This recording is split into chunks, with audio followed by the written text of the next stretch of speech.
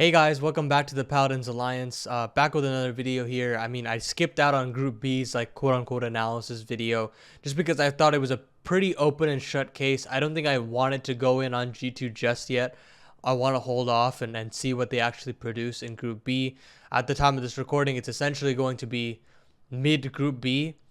And I just want to set a consistent schedule with you guys instead of putting it more so on the weekend closer to NA. I'm just going to put it out on Fridays in expectance for the future. So Group C is probably one of the most wide open groups in the entire Pro League, I'd say.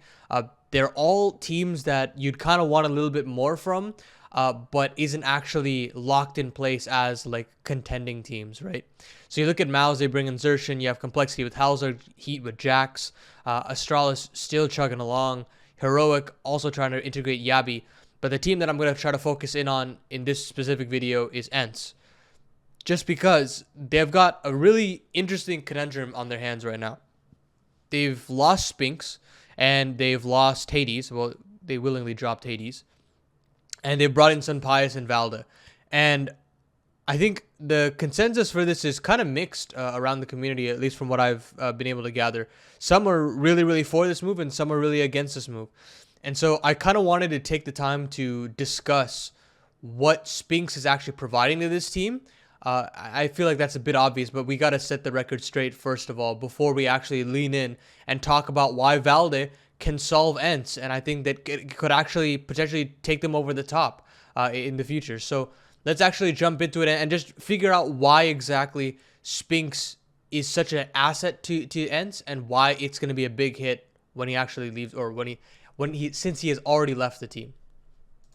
So when we look at his actual statistics, it's kind of insane. Like, he doesn't necessarily have any bad bad events. I mean, obviously there's some here that you can kind of point to and say, oh, these were kind of lackluster. But then again, you have to take a look at the number of maps being played on these maps, in these events, and he's barely actually doing anything of substance because he's playing only 2 series and then getting knocked out. And here in the Pinnacle Cup 3, they just got eliminated in their first game. So I don't really count that as potentially a poor event from this guy, but it's largely very, very green events from this guy. And so that's obviously one of the big key points. This guy is a consistent, hungry fragger, always able to produce 2-3 kills in situations where you could only get 1. And in the CT positions, he's playing more anchor-heavy roles, and you'd expect that this guy would have some tough numbers to stomach. But for some reason, this guy is still able to pump out very, very good numbers. His rotations are very, very sharp. So even if he's not actually involved in this initial sight hit, his rotations are usually going to net a kill and a half to make sure that these retakes are possible.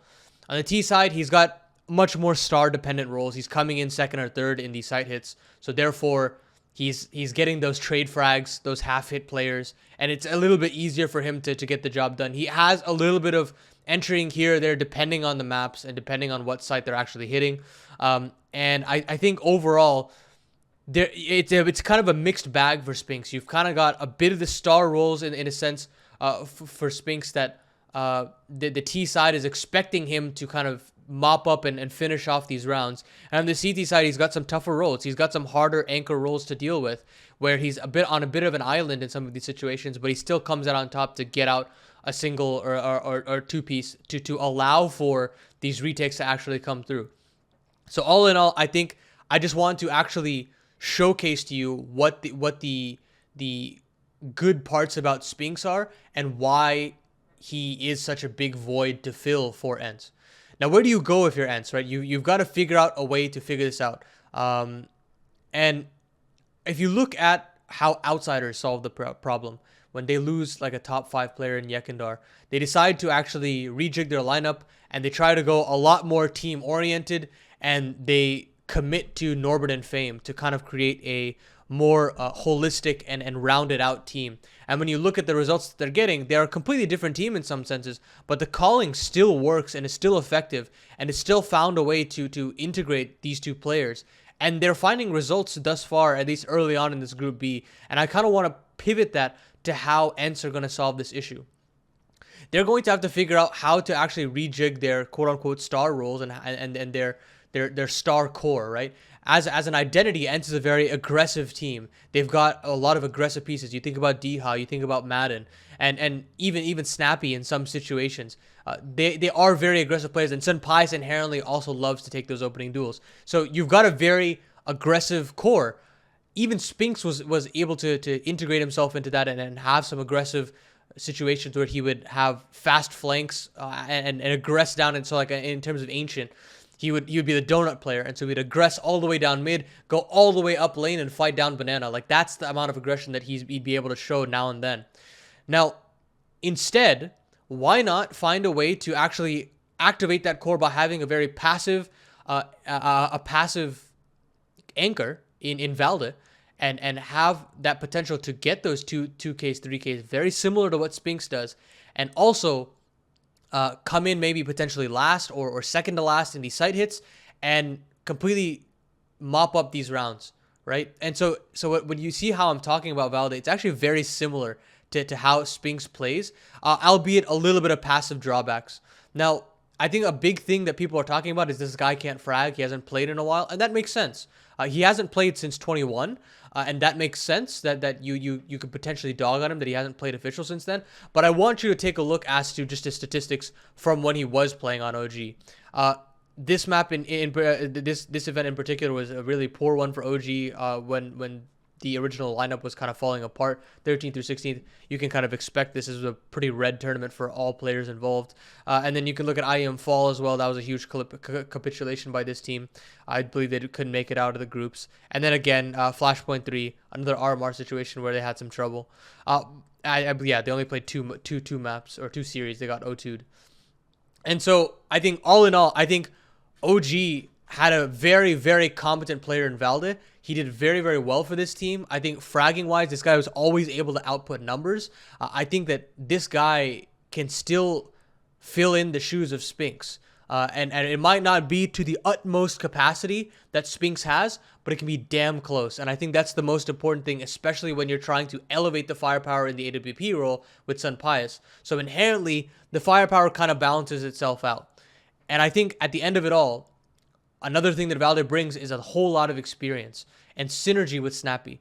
The fact that this guy has already won tournaments before, played under so many different roles. This guy is IGL'd. This guy's played star roles. This guy's played more supportive roles. He's done it all, really, that you can ask for in a Danish player. And that in and of itself is going to be a huge boon to Snappy. It's going to be a huge boon to ENCE. And I think that could be a huge, huge boon just in general for this team to start having some more successes and try to take themselves over the top. So although they're losing Spinx, they're getting back a very, very consistent player and a player that can output frags.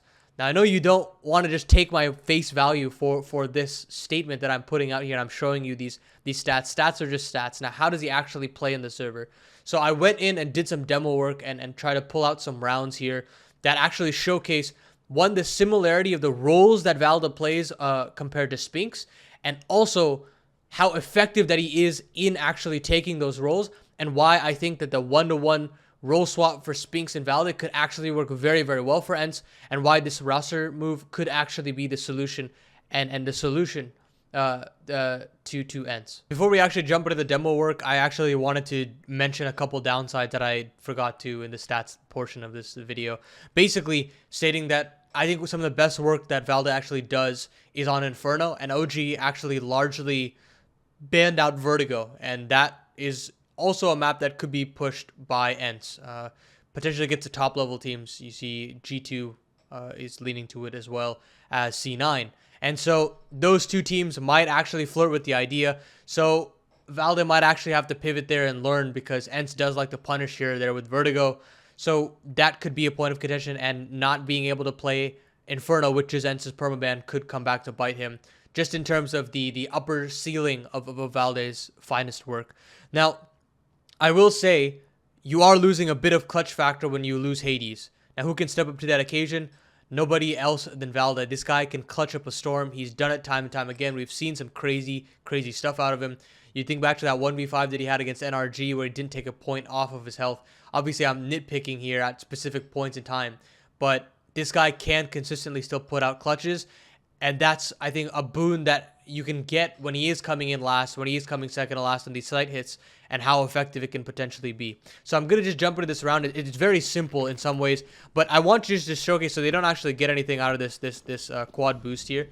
But I want you to take a look at the roles that he's actually taking. He's going into connector. He's still playing. I mean, in overpass in particular, he's not necessarily playing heavy B roles, but he is still playing on the B side of the map. He's still playing on the connector side. So that pivot won't be such a huge change for him. If they still want to commit to connector heavy plays, they'll still have him there. So here, Magix gets the opening pick onto OG Esports, and Valde is stuck in this 4v5 situation where they're going to have this two-prong feeler out in the short, and then they're going to hit onto this B bomb site while Valde is going to be going in third here. And so it looks a little shoddy in the sense that he is kind of baiting his team. Flames gets a kill back, but I believe this is Siren, who's beta, gets a two-piece. And now Valde aggresses, gets the trade, and now you're stuck into this 2v3 situation. It's Mantu and Valde against the world, and they're trying to win out this T-half. The molly misses, and he gets his plant down here, no problem. And I believe Mantu gets into a compromised position here. I think that, yeah, he gets flanked, I'm pretty sure. Yeah, he gets flanked. And so now look at this situation. It looks like a very impossible case, right? Where you've got Dexter and Chopper coming in through Graffiti and Patsy on a flank as well. He's got all the info because he's hearing the spams coming in from Graffiti side. And you can obviously remember that Patsy went down from behind onto Mantu. But this 1v3 is still hard even if you have all the info. But look how Valde actually manages to get his way out of the situation. Jumps up onto the wood wall, gets a quick double kill onto both Chopper and Dexter, and now he plays around this smoke. He doesn't want to give away any 1v1s, and Patsy doesn't know what hit him. Valde takes charge of the situation, gets a huge 8th round on the board. I believe they go 10-5 on this half, and they win out in a really tight 16-14 against Spirit. I believe this is to qualify for PGL Antwerp RMR. So this clutch in and of itself is just a showcase the kind of overlap in roles just on overpass in particular, and the way he was able to clutch out against a very impressive team, because keep in mind this is the major cycle that Spirit were actually able to make the semifinals against FaZe in the Antwerp major. So let's go on and head into another map and try to see a bunch more similarities in the effectiveness that Valde actually puts forward. This next round that I've picked out here, I know it might seem actually very dry, and it's a very simple set of events that happens here.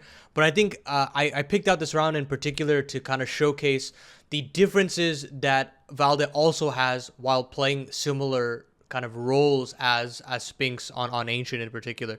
So on Ancient, Spinx loves to play aggressive in mid. He takes charge a lot of times down in mid. You can again, as I said in the beginning of the video, you could see situations where you would fight close mid for the T's, and then also go all the way aggressive down into lane and fight back banana if he so chooses with all the utility that was thrown around. But Valde actually takes a different approach to just A in general, the A side in general, where he plays a lot more passive. Obviously, he has only a P250 in this round, and that'll be a difference maker that he has to play a bit more passive.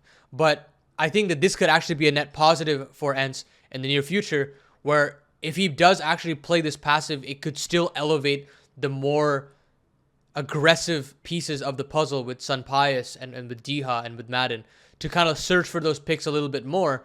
That Valde's more of a safe pair of hands to get that 1 or 2 kills to allow these, to facilitate the rest of these pieces to actually look a bit better. So I'll actually just jump into it.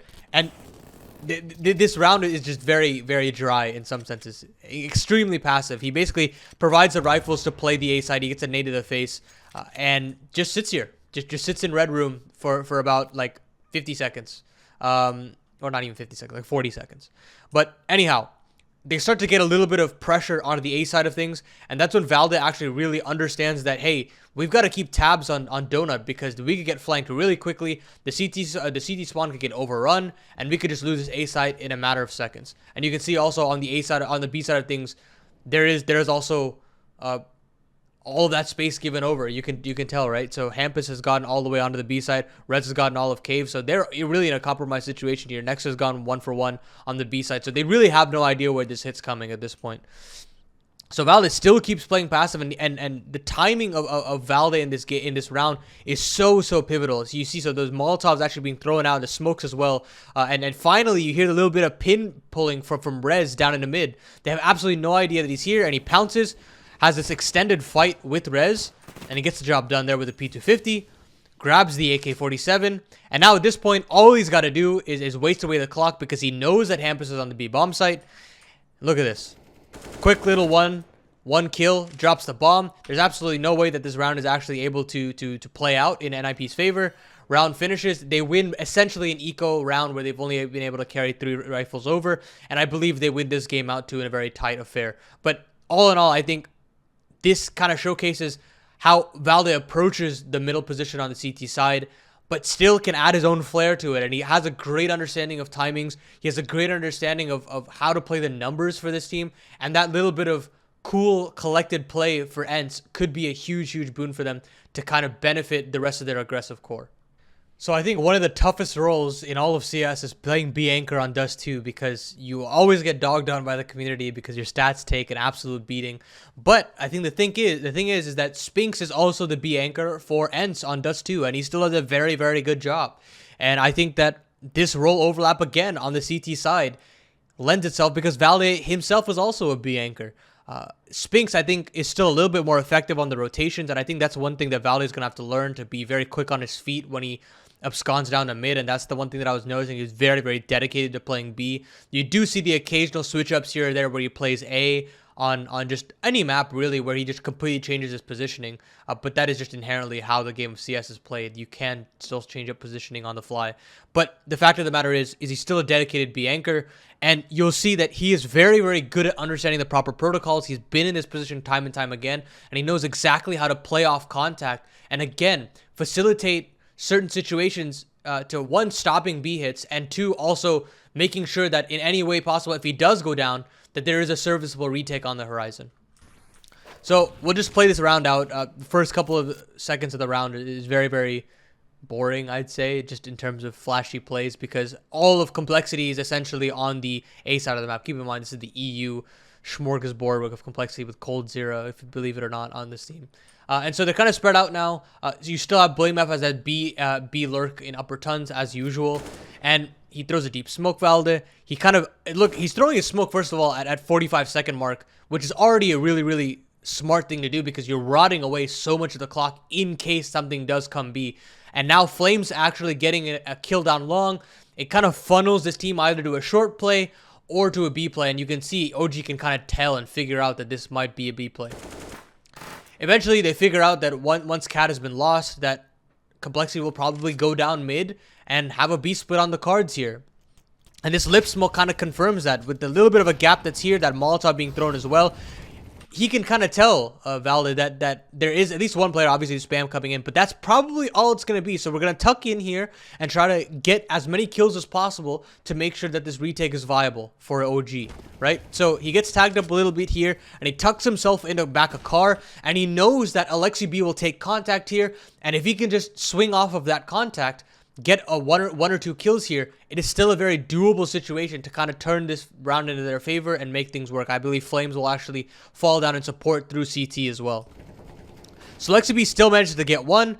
Valde tucks in again, and as soon as Alexi B gets the kill on a JKS, he swings on a poison, making sure that he gets all that bit of contact down at the door, and he hears that bit of spam from BlameF as well, so he knows what's on the other side of the horizon.